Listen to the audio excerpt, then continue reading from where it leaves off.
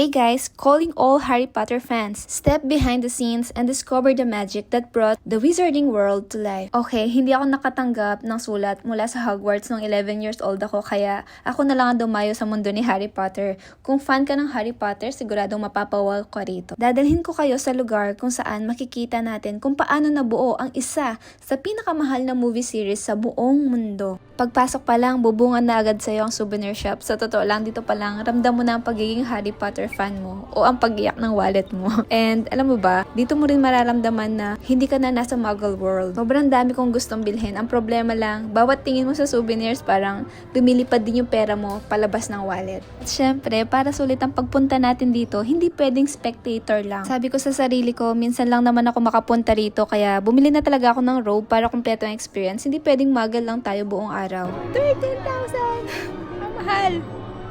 Yes guys, 13,000 yan ang robe. Masakit sa bulsa pero pag sinuot mo na parang nahihil yung inner child mo. Pero isa kang certified financially irresponsible wizard. Sa totoo lang, gusto ko talaga maging part ng Gryffindor. Kaso wala nang size ko eh. Umabot pa nga sa point na pati itong pambata na size sinubukan kong isuot. Baka sakali lang magkasya pero wala talaga eh. Sabi ko sayang naman yung 13,000 yan kung pipilitin kong bilhin tapos hindi ko rin naman maisusot ng maayos. Kaya ang ending, hindi mo na tayo officially na-accept sa Gryffindor. Kung curious ka kung magkano ba ang 13,000 yan sa Philippine peso, 4,921 peso lang naman siya. Naramdaman siguro ni Kuya na gusto ko talaga maging part ng Gryffindor kaya todo encourage pa siya sa akin na subukan ko yung bigger size.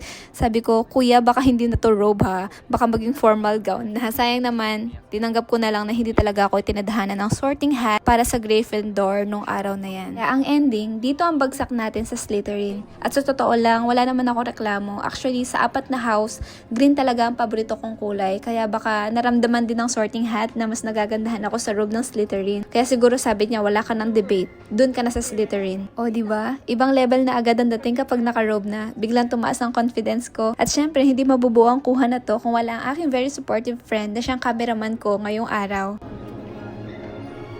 Pwede na rin, no? Cute. Dito ka tumingin. Cute na.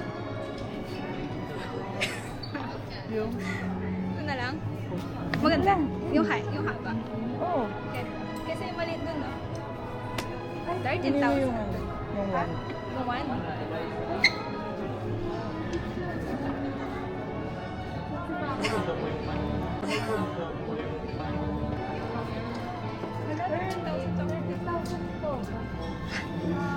Ay, buburin mo na pala. Muntik ko pang makalimutan na kailangan ko muna palang bayaran. Akala ko ata pwede na lumabas na naka-robe ka agad. Feel na feel ko na kasi. Gusto ko pa sanang bumili ng wand at necktie para kumpleto na talaga yung Hogwarts Student Starter Pack ko. Kaso nung nakita ko yung mga presyo, bigla akong bumalik sa realidad. Sabi ko, tama na muna, baka hindi na ako makauwi nito. Pero alam nyo ba, hanggang ngayon medyo pinagsisisihan ko na hindi ko sila binili. Kasi minsan na nga lang makapunta rito at masaya sana kung kumpleto ang outfit. Ngayon tuloy, ang dala ko lang ay regret at isang robe. At kapag ako nakabalik, bibilin ko talaga to kasi sobrang cute niya. Hello! Ang cute! Ang galing! Ang galing! Got it, guys! Suot na natin.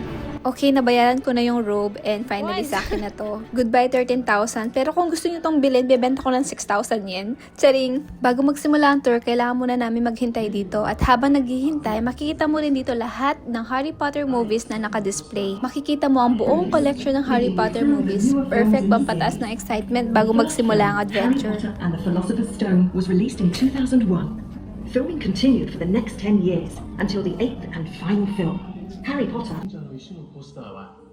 Dito nga, kapag birthday mo sa araw na yon, ikaw ang pipiliin para magbukas ng malaking pinto at officially simulan ang tour. Noong time namin, wala namang may birthday. Sa isip ko pa naman, mag-volunteer na sana ako kahit hindi ko birthday, for experience lang ba.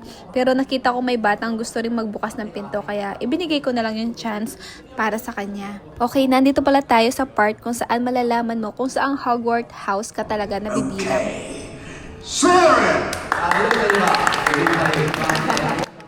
Sa Gryffindor, Slytherin, Ravenclaw, or sa Hufflepuff. Kung mapapanood nyo ang Harry Potter movies dito sa Great Hall, madalas ginaganap ang mga gathering. At kung mapapansin nyo, may mga multo ring palipad-lipad habang kumakain ng mga estudyante. Kulang na lang talaga dumaan sa harapan ko si nearly headless Nick para talagang kompleto na experience ko dito sa Hogwarts.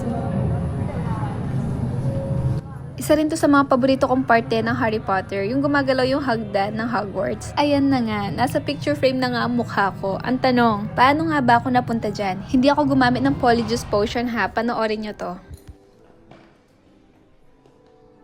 Okay, hindi lang puro tingin at lakad dito ha. Talagang ini-immerse ka nila sa mundo ng Harry Potter.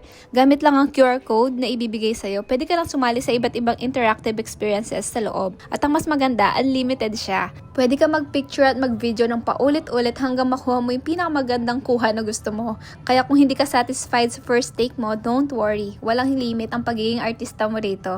Tapos guys, walang pila. And madami din namang mga slots. So, pwede kang umulit ng umulit. Walang manghuhusga sa'yo. Sulitin nyo na talaga kasi kasama na yun sa experience. Kita nyo naman yung ngiting yan. Sobrang saya ko dyan. Feeling wizard ang atin nyo talaga. Hanapin natin guys kung nasaan yung aking video. At dito siya. Para akong nanay dito ah. Binubulsa yung cellphone no?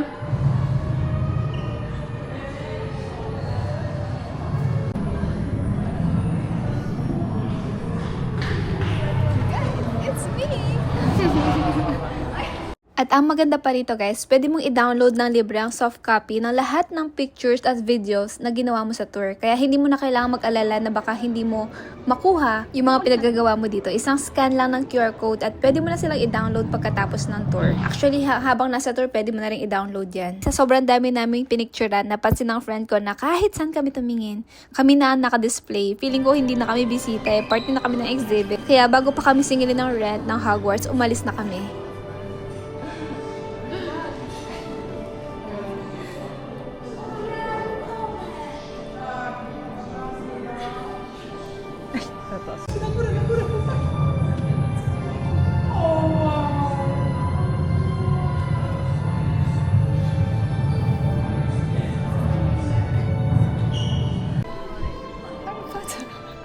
Isa pa sa nagustuhan ko rito, wow, ang dami ko na nagustuhan ha. Pero isa sa mga nagustuhan ko pa rito, wala siyang time limit.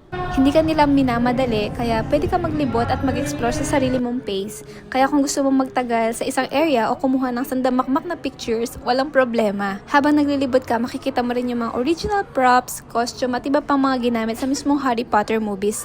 Para ka talagang bumalik sa mga eksenang napanood mo noon. Next, sasali naman tayo sa Quidditch experience. Isa ito sa mga pinaka-nakakatuwa activities sa buong tour dahil para ka talagang parte ng Harry Potter movie. May director na magbibigay ng instructions sa'yo at ang trabaho mo lang ay sundin ang bawat eksena na ipapagawa niya. Kaya ilabas nyo na ang best acting skills nyo kahit wala naman talagang talent sa pag-arte. Oo nga pala, bago magsimula ang filming, hinahati mo na kami sa dalawang grupo. Kapag naka-Hogwarts robe ka, madali namang malalaman kung saan side ka mapupunta dahil naka-base ito sa house mo. Yung mga muggled naman, hinahati na lang sila ng pantay sa dalawang grupo at dahil naka-Slytherin nga tayo, automatic kontrabida tayo. And ayan, pagkatapos nga natin mag-arte-arte o umarte, mapapanood natin kaagad yung ating movie. Mas maganda sana to kasi ito yung buo. Yung makukuha mo kasing soft copy, cottage siya based sa movie. And eto na siya, panoorin nyo muna. The quaffle is released and the game begins!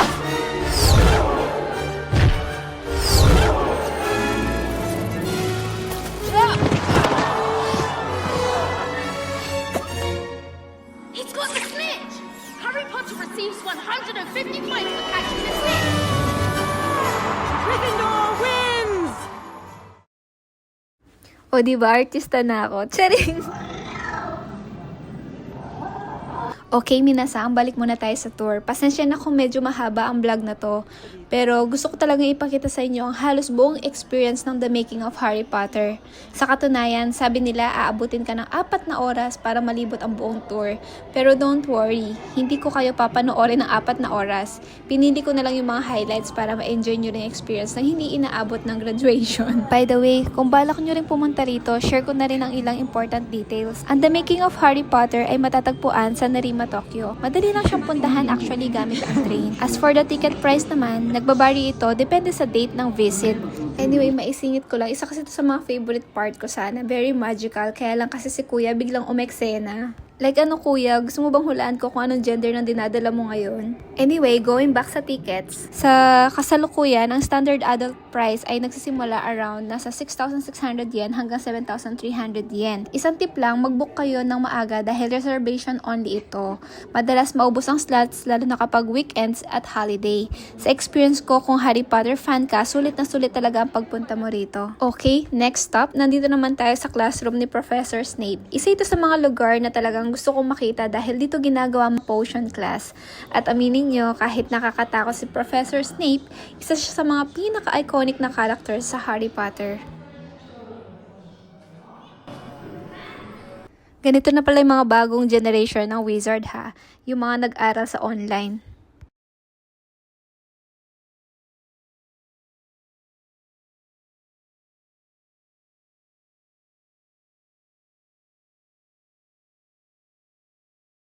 O ano te, nahiya ka sa ginawa mo? の動きで呪文ウィンガーディアムレビオーサをぜひ Kung Harry Potter fan ka talaga, siguradong familiar ka dito. Like, dito nanggaling ang isa sa mga pinaka-iconic na linya ni Hermione noong tinuturuan niya si Ron ng tamang pronunciation ng spell na it's Leviosa, not Leviosa. Hanggang ngayon, naririnig ko pa rin yung boses niya kapag naisip ko yung eksenang yan. So, ayan, daliri nga lang yung gamit natin, napapaangan natin yung mga bagay-bagay. Anyway, wala kasi tayong wand, so ang sabi nga nila, kung wala kang wand, daliri na lang. O, kita nyo yan, di ba? Ang astig talaga na naka-robe. Kaya kung pupunta ka dito, kung kaya mo talaga, kung kakayanin naman, bumili ka ng robe, o bili mo yung robe ko. Maisingit lang ba? Grabe talaga, no? Ang hirap pala talaga mag-content. Like, ganito kahaba, mag-iisip ka ng mga sasabihin. Sige na, manood na lang muna kayo. 今の見ましたか？初めてとは思えません。同じ動きでどんな指紋でも唱えることができます。スイッシュリク、スイッシュリク、バッチリです。では次に失神呪文。次は皆さんだけです。スクープファイお願いします。スープ前で3、2、1、スクープファイ。聞いてみようです。次はエクスペリアムス試していきますよ。3、2、1、エクスペリアムス。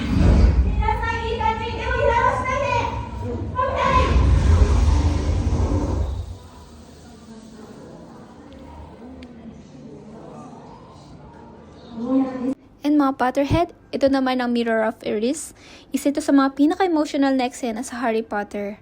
Dito nakita ni Harry ang kanyang mga magulang sa unang pagkakataon kahit matagal na silang wala.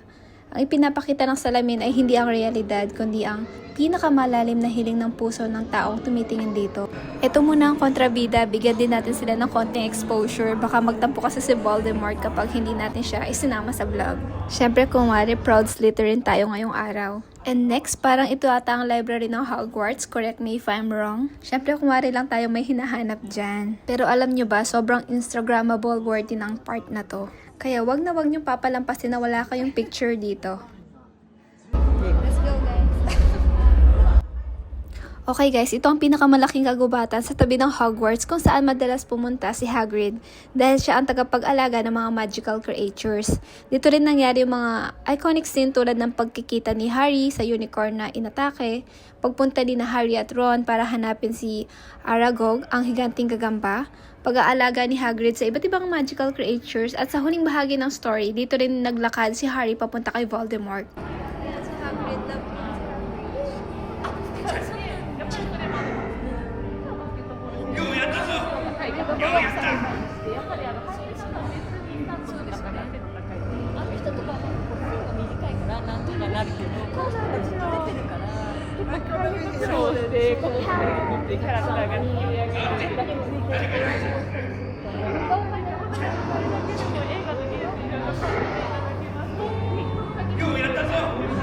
Okay, minasang, ito nga pala si Buckbeak. Alaga siya ni Hagrid. Sa Harry Potter kasi kapag nagbow ka kay Buckbeak at nagbow din siya pabalik, ibig sabihin tinatanggap ka niya. Iginagalang ka niya at nagtitiwala siya sa'yo. At based nga sa story, kung ayaw niya, wag mo nang pilitin. Kaya syempre, nagbow tayo ng maayos, baka, alam mo yun, ayoko naman sumunod kay Draco.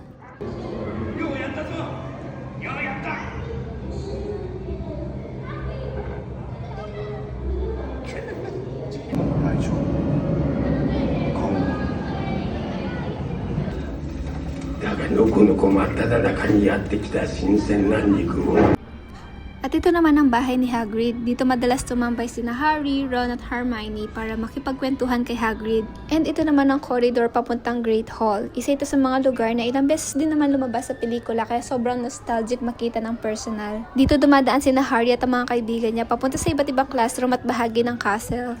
And nandito na rin banda yung food hall. Kumbaga maraming mga restaurants din naman dyan. Sa totoo lang, nagtingin muna kami ng mga pagkain pero feeling namin hindi sila masyadong value for money. Kaya imbis na mag food trip, nag-decide na lang kaming subukan yung frozen butterbeer. At grabe, first time ko itong matikman at sobrang sarap talaga niya. Kung i-rate ko, hindi 10 over 10 kundi 1000 over 10. Hindi siya sobrang tamis, sobrang creamy at sobrang refreshing niya. Isa talaga ito sa mga hindi nyo dapat palampasin kapag bumisita kayo rito. Alam nyo ba, pwede mong iuwi yung mug bilang souvenir. Kaya hindi lang butterbeer ang ma-enjoy mo dito. May souvenir ka pa na magagamit at may dadagdag mo sa collection mo. Tara, silipin naman natin yung bahay ni na Harry. Dito nagsimula ang kwento ng The Boy Who Lived. Dito lumaki si Harry bago niya nalaman na isa pala siyang wizard. Night bus. Yes guys, ito nga ang night bus. Ito ang mahiwagang bus na sumusundo at naghahatid sa mga wizard at witch na nangangailangan ng emergency transportation. Mga pinaka nakakatawang bahagi ng Harry Potter dahil sa sobrang bilis ng biyahe at sa mga eksenang halos lahat ng nasa loob ay nahihilo. Oh, pasay. Dalawa na. Pero hindi mawawalang mandatory pictures sa night bus. And next, para tuloy-tuloy naman tayo, ito naman ang life-size wizard chess. Dito naglaro sina Harry, Ron at Hermione para makatawid sa susunod na challenge sa Philosopher's Stone. At syempre, si Ron na nag-sacrifice ng sarili niya para manalo ang team. Syempre, hindi natin papalampasin na hindi tayo dadaan sa platform 934. Siyempre, hindi kompleto ang Harry Potter experience kung wala ang Hogwarts Express. Ito lang naman ang tren na naghahatid sa mga estudyante papuntang Hogwarts tuwing simula ng school year.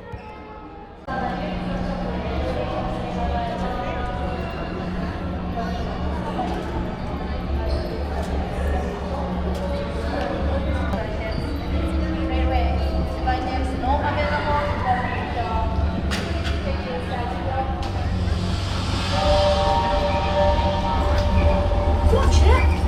I got one for jumping. Lumaki na siya.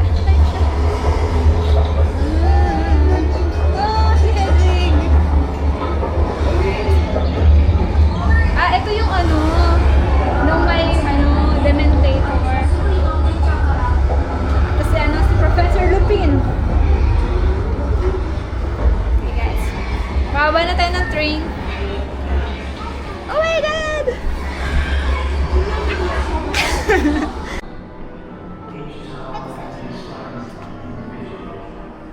Huge process. Huge. The day before they were about to shoot it, and the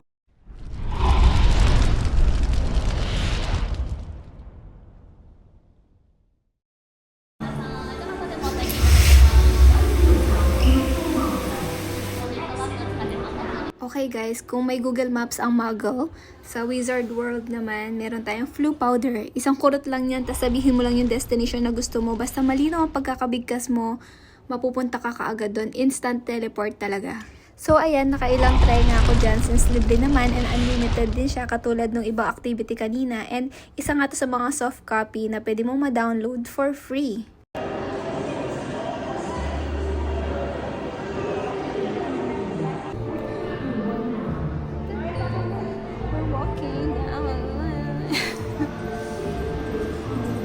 Kaya pala hindi ko na masyadong mga kilala yung mga yan. Kamukha rin niya si Lupin, no?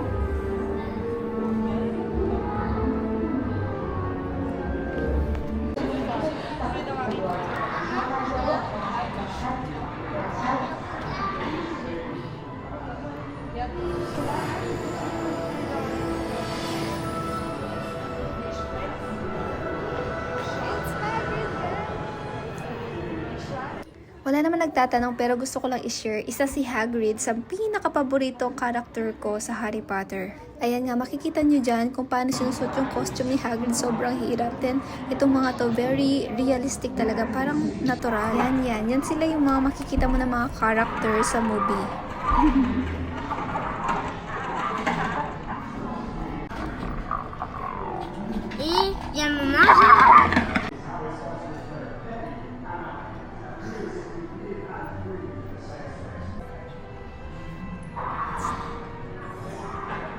Ayan, sa sobrang haba na nga ng tour, and nung nakakita tayo ng toilet, ayan, nag-toilet muna tayo.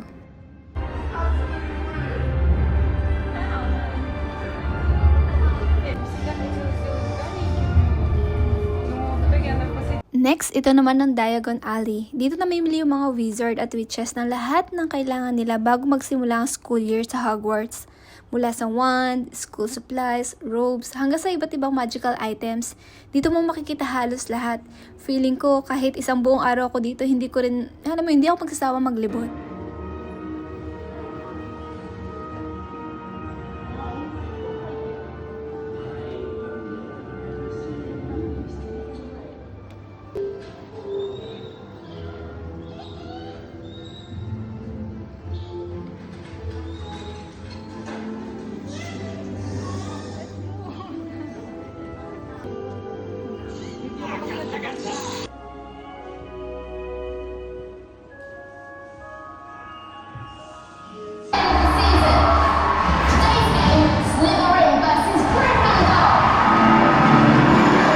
At ito ang Hogwarts Castle, ang perpektong pagtatapos ng napakagandang tour. モチーフにしたエリアでございます。 Akala mo tapos na ang gastos? Hindi pa. Paglabas ng tour, souvenir shop na naman ang bubungad sa'yo. At ang unang mapapansin mo, isang buong pader ng wands. Feeling ko kahit isang oras ka rito, hindi pa rin sapat para mapili mo ang gusto mong iuwi. Hanggang dito sa souvenir shop, ma-amaze ka pa rin talaga kung gaano kaganda.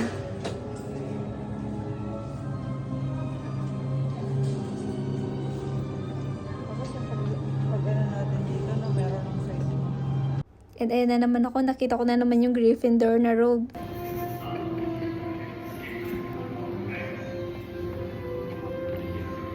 And ayan, sobrang lawak nga ng food hall. So kahit magkaroon ng sobrang daming tao, talagang kaya nilang ma-accommodate.